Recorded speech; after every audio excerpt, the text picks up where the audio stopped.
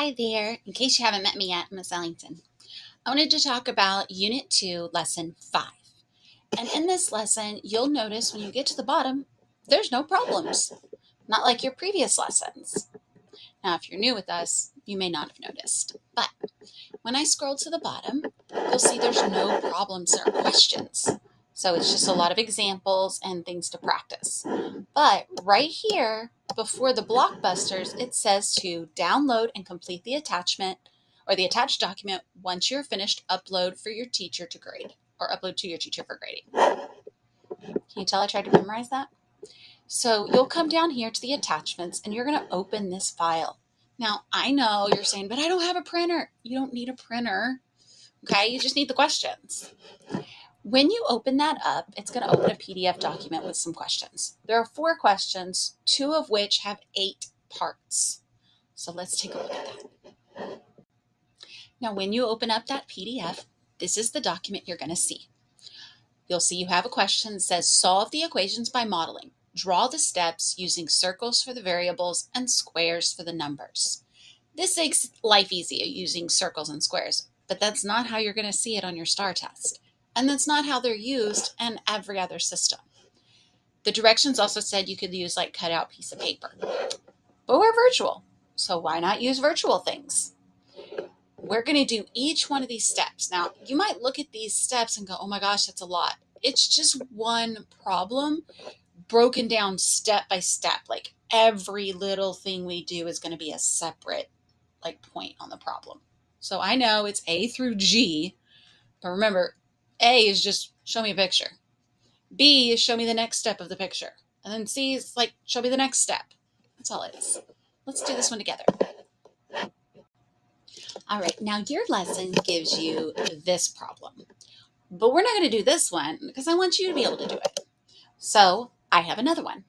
We're going to try this question. Now the very first part asks us to just model it. So that's what we're going to do. Here we go.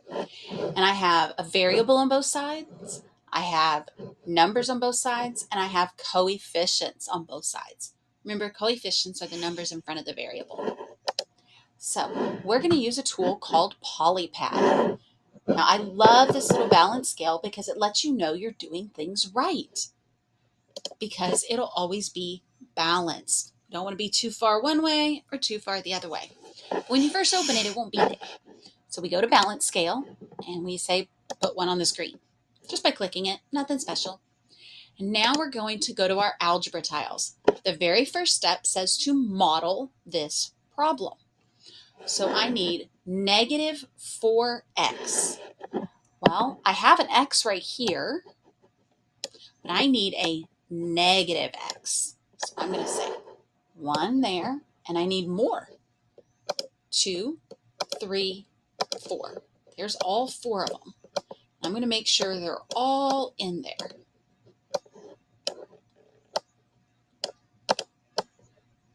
Here we go. There's a way to clean these up. I just don't remember at the moment. And then I'm going to add 7. So that's a positive 7. So I'm going to go grab my little single. I'm not going to grab the negative. I want the positive. There's 1, 2, 3, 4, 5, 6, 7, 8. Oops, I don't need 8. Let me delete 1. I'm going to go, I don't want to turn them either. There we go.